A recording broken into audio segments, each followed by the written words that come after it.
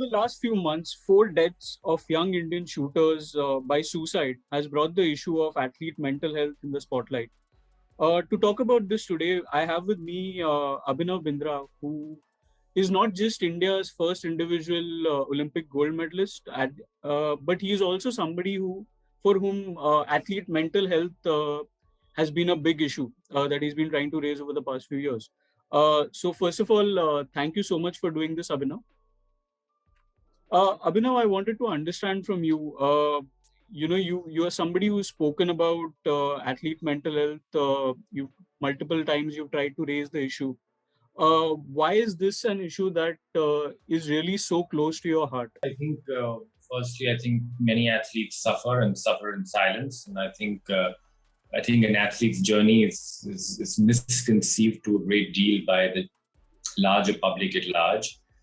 Primarily because I think athletes are perceived to be superhumans who cannot have a flaw, who cannot be mentally weak. And I think that is one of the greatest misconceptions, which does great injustice to athletes because it dehumanizes them. I think athletes are vulnerable as anybody else.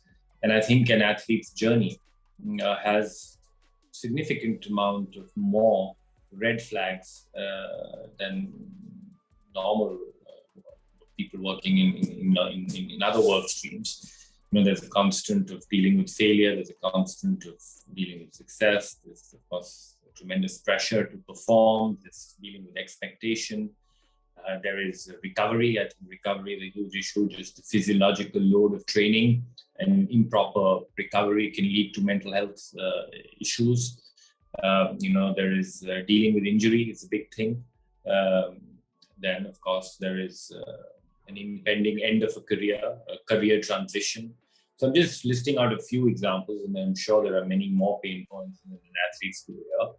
But we're vulnerable, and we are as vulnerable as anybody else. And I think humanizing the athlete's journey is an important part in dealing with the situation and really making human well-being the heart and center of performance, I think, is the key to sustainable success.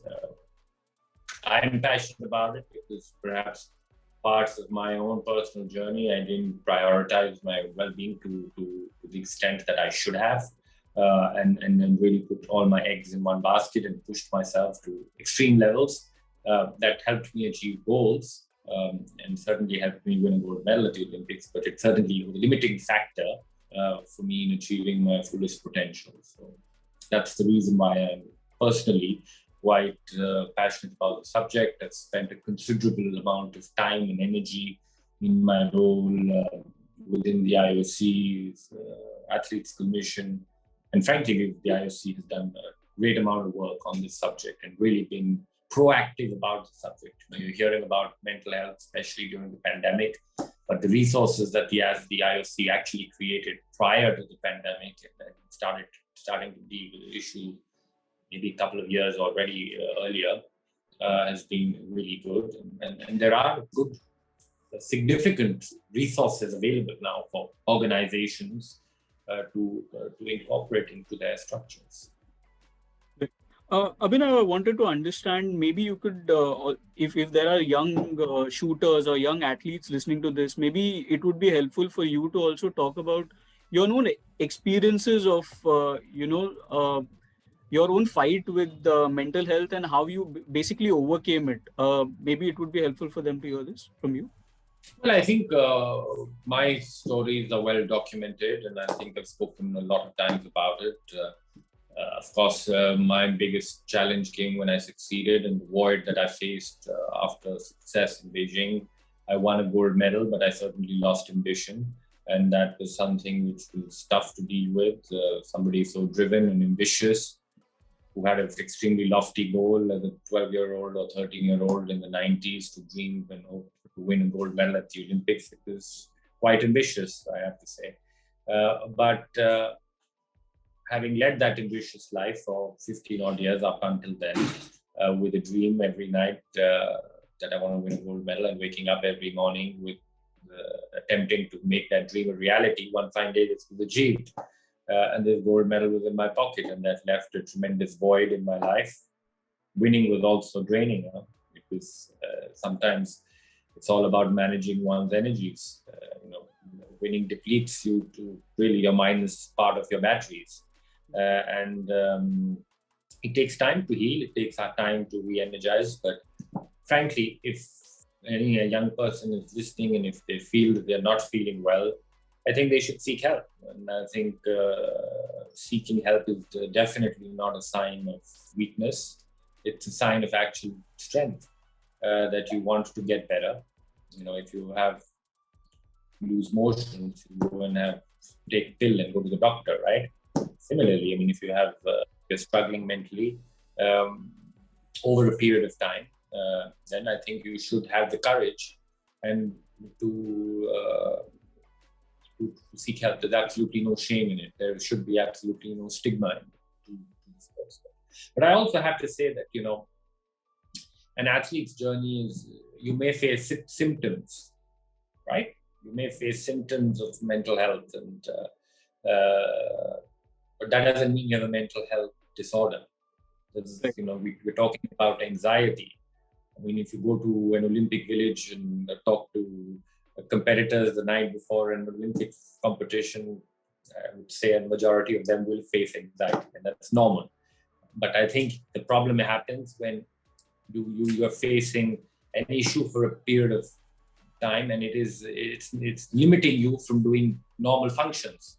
That's when there is a serious problem. But also important not to confuse symptoms with a disorder, because an athlete's life will have a lot of symptoms.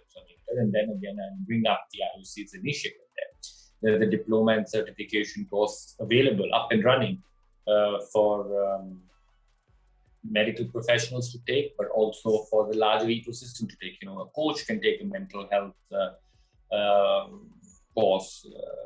Abhinav, I was wondering if you could also kind of talk about what a coach or, what parents can do. You just spoke about, these resources that are available. There are certification courses that coaches or physios can do.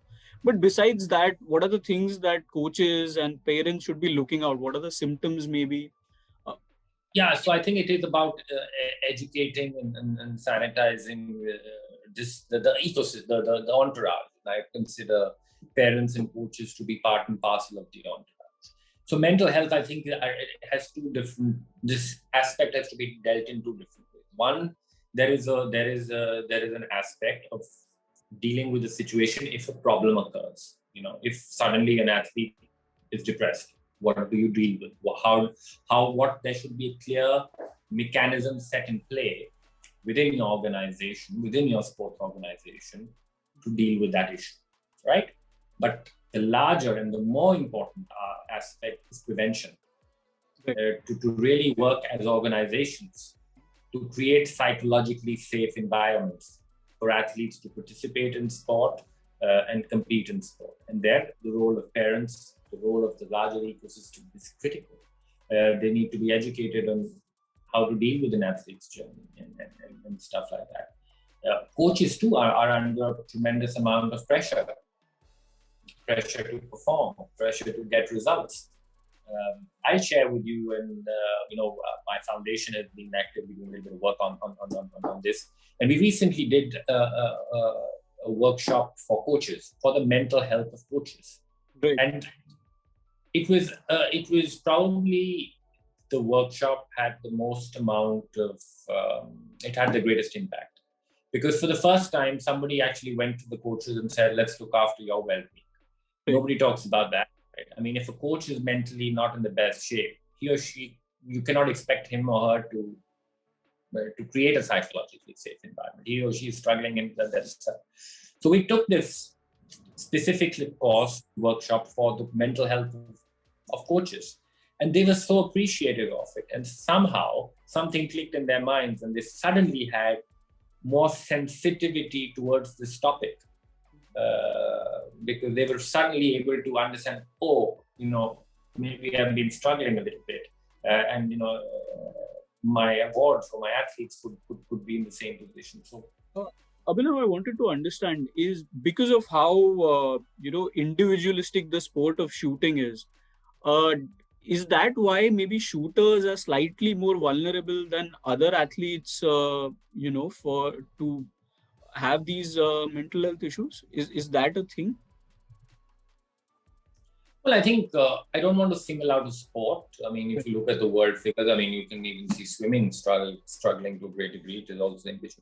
But you're right in a certain way. It is an inward sort of a pursuit. Shooting it makes you quieter individuals and maybe difficult to express at times. So I think yes, you have to be more careful. But I wouldn't like to go so far because there's no scientific numbers or data to validate. So it's only a guess. But you're right that the nature of the sport is taxing, is mentally taxing, and there again we have to maybe create more layers of sensitivity and then to be ready to deal with these issues. But more than the fact of getting ready to deal with the issues, really work on creating environments which prevent these issues, creating these psychologically safe environments. And I think I'd like to bring another point here. You were talking about mental health, but this is not an easy subject. There are so many aspects to it. It's very, very complex. And I think if you look at athletes in India, and I look at it, and I'm scared a little bit, to be very honest, because we are very driven by outcome. Everything is depending on a certain outcome. We do not have the concept of promotion of a dual career in athletes' journeys at the moment, right?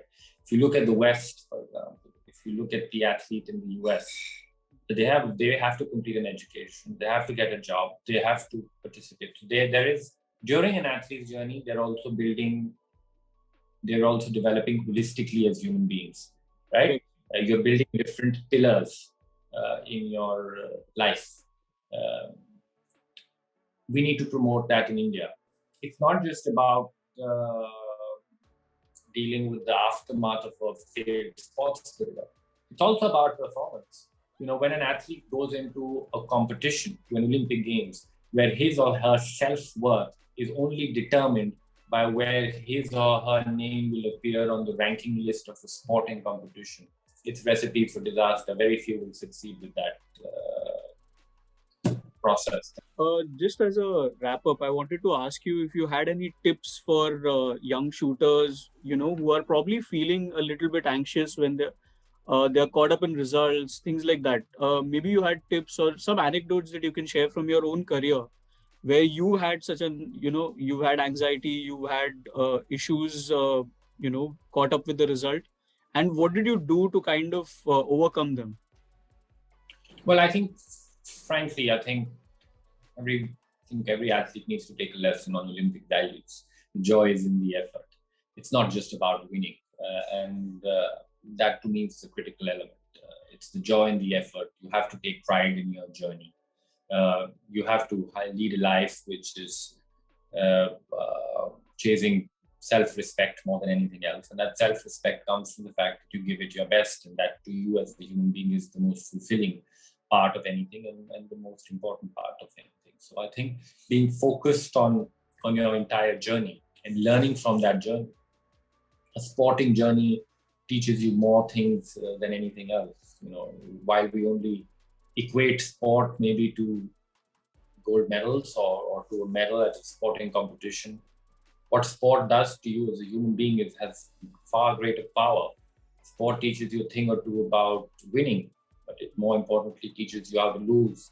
It teaches you hard work. It teaches you how to have a goal. It teaches you integrity. It teaches you honesty. It teaches you many things about conflict, about your self-conflict, about conflict with dealing with others. It teaches you about respecting rules. It teaches you about respecting others and respecting competitors, and also finding your own self-respect. So your journey in sport is going to be your biggest learning in life. Okay. Thank you so much for taking the time out and doing this, Abhinav. My pleasure. Thank you.